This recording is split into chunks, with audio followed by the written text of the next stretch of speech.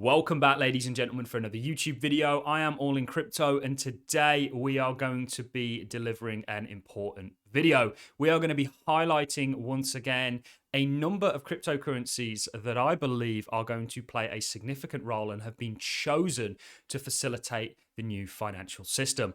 What is the new financial system? Many of you may ask. Well, it's a system where everything is tokenized on the blockchain, and this is how value is transacted. We've got a lot of confirmation that this is the future that we're moving towards. And ultimately, the blockchain industry is going to be responsible for the transacting, storing, and facilitating of hundreds of trillions of dollars of real world assets. We got confirmation of this from Larry Fink. We're going to be playing that clip again. And actually, we've been highlighting this for a while now. And these cryptocurrencies that we're going to be highlighting also happen to be ISO 20022 compliant.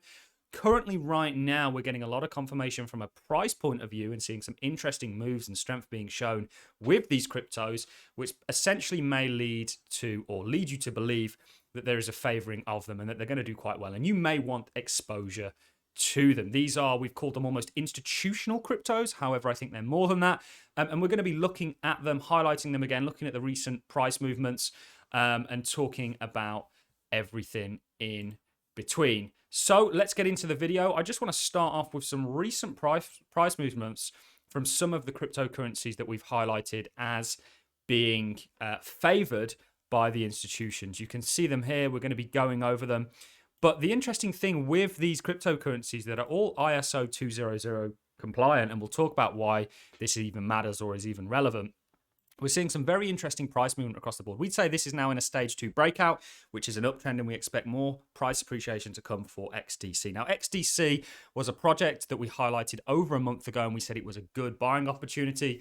This was when this was at 3 cents. Today, you can currently see it's at 6 cents. So this was a month ago during this time period. It had already shown us a little bit of strength, got back above that 30 weekly moving average. If you guys want to find out about how I invest in the markets and how I believe you guys should invest in the markets, please do consider joining the Patreon and learning about stage analysis. We haven't completed all the courses on it yet, but we are rolling them out and you'll be able to front run them. And it's a simple way for you to look at markets from a larger time frame, from an investment point of view, and never get wrecked again if you follow the simple 4 stages of a market. So XDC has done very well. We've also seen XLM do very well. And of course, XRP on the back end of the court case and the ruling that XRP was indeed not a security. It's very interesting that these cryptocurrencies, you've got HBAR in there, you've got Quant, you've got a number of others, are showing a lot of strength in regards to the rest of the market. The only one that's perhaps not is Algorand. However, I do think Algorand will have its time to shine. So let's talk about these compliant cryptocurrencies. They are we call them kind of institutional cryptocurrencies, but perhaps are they? Some of them, we've got somebody, for example, to come onto the show and talk to us about Hedera. I feel like the majority of content that is put out there in regards to Hedera is nonsense. And actually, we've got somebody who's not only building on top of Hedera and growing that ecosystem, but actually has been a fan of the project and followed it for years and really understands it, coming on the show to help not only myself, but everyone that follows this channel really get to grips with Hedera.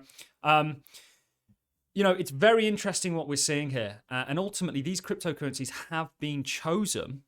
And XDC is a perfect example, a cryptocurrency that's kind of mission and objective is to tokenize real world assets, which we know is coming. This is Security, Global Liquidity and Financial Freedom for All. They estimate that the digital asset tokenization valuation is going to be in the $16.1 trillion mark.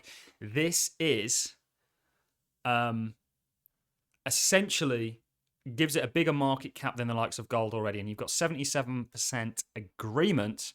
Most securities will be digitalized in the next 5 to 10 years. So there's a trend going on here. I want to be going back and circling back to this clip of Larry Fink that we have definitely overplayed. We thought it was a big deal when it came out at the start of the year, talking about his vision for the future, and it is the tokenization of real world assets. Let's have a little listen and then move on with the video, highlight these cryptocurrencies and look at them perhaps from a price point of view, because I do believe that if you position yourself correctly in regards to the way that the financial world is moving, these cryptocurrencies are likely going to play a big role. You're going to do well and your money will multiply for you. I actually believe this technology is going to be very important. Look at it. We have been part of the huge revolution in investing through ETFs. We believe that ETFs will be changing the whole way we invest. Many people still use it as a means, well, people are investing it for indexing. No, the majority of people who are putting money in an ETFs are active investors that are buying exposure. The entire bond market is being transformed as we talk right now.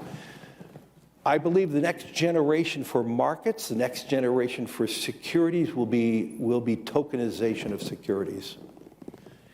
And if we could have that distributed ledger that we know every beneficial owner, every beneficial seller, we all have our code of who's buying, who's selling, instantaneous settlement. And think about it, it changes the whole ecosystem.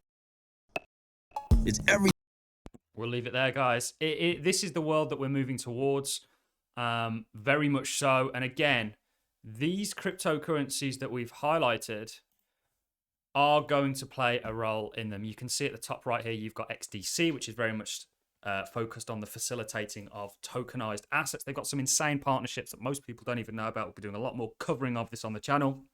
They're at the top right there. Top left, you've got Ripple. And of course, XRP, which are literally integrated with everyone. Then you've got Stellar Lumens, and we're going to be doing a separate video on this, which are actually partnered. Not sure if I can find the partnerships on here with these guys who are essentially looking to facilitate the kind of tokenization of real world assets that we know is going to be a massive industry. At the bottom left, you've got Hedera Hashgraph, which is very well positioned. Not only do they have on their sort of council board a lot of major players within the institutional world, but they've got an unbelievable amount of partnership. They're going to play a significant role. DAGs are very interesting. It's not a blockchain, it's a DAG. However, DAGs are exceptionally interesting, certainly when it comes to data, which we know is such an important feature. Then we've got Quant, which essentially is going to be, in my opinion, and I'd actually add Chainlink to this list, how institutions and kind of the institutional world interact with the crypto space, because Quant essentially provides that bridge from the institutional world through an operating system, an interface, if you will, the Overledger operating system, into being able to access the entire crypto world and do whatever you want through one interface in a secure manner. Quant is going to be huge. You actually need the Quant token to do this. So the Quant token may be an interesting one. Below XDC, you do have Algorand. Algorand's very interesting. They already run CBDCs for, I think, the Marshall Islands, and they already have partnerships with the Bank of Italy. They've been a very weak cryptocurrency from a token price point of view in regards with the other cryptocurrencies that we've seen. IOTA as well below it has been pretty lackluster and weak. I think this is because of lack of hype, a lack of community, a lack of a number of things. But these cryptocurrencies, and this isn't me necessarily telling you to buy them, I think are all going to play a role. Some will play more of a role than others, like XRP, for example, in the new financial system.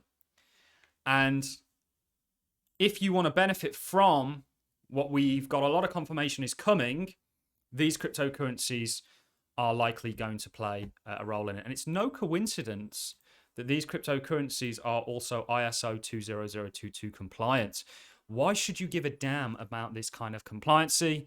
ISO 20022 migration journey is progressing. By 2025, all financial institutions will have to be able to process ISO compliant payment transactions. By 2023, ISO standards, 80% volume of high value transactions and 89% of value of high value transactions. And you can see this is the journey that they're on. You've got the Fed faster payments working with, you've got CHAPS, you've got BACS, you've got FedWire, you've got Swift, which we know are partnered with Chainlink. I would definitely add Chainlink to this list. I'm not sure why it's not, but Chainlink is going to be a fundamental part. Chainlink really partnered with, they recently had a massive announcement with their CCIP, which we covered. Go and find those Chainlink videos that we've done. But they are also going to be part of this kind of new financial system. They're partnered with Swift to actually implement this. And there's some extremely interesting things going on. So you may have a preference that you aren't a fan, perhaps. And these cryptocurrencies have shown strength that we've mentioned and happen to be ISO and you know, very much on board with not challenging the traditional financial system, but innovating it. These cryptos have shown a lot of strength against other sort of what I'd call legacy cryptos out there that try and challenge the sort of traditional financial system. It's very interesting to me. I think there's going to be some serious gains to come from these. We are positioned in some of them, not all, and we ultimately do expect them to do well on the back end of really playing a role in the new sort of financial system. And I think there's a lot of confirmation that they are going to do that already out there. So let me know your thoughts on this video. Are you upset with me promoting, or not promoting, but saying that actually from an investment point of view, it makes sense to be in some of these cryptocurrencies when they are not looking to disrupt a corrupt traditional financial system, but work with it? And what are your thoughts on everything that I've mentioned in this video? Do you have any favorites? Do you think one's going to do better than the other? Please let me know in the comment section. That's what it's there for. Do you disagree on anything that I've said? I think ultimately we are better off as a whole if we can have debates on this sort of stuff than if we just sort of stubbornly turn our back to it. So that's all I've got for you in this video, guys. If you've enjoyed the content, like is appreciated, so is a comment. Please do check out the Patreon if you feel obliged to do so. And on that note, I will love and leave you. Have a terrific Tuesday, guys, or whenever you're watching this, whatever day it is. See you all in the next one. Thanks for watching.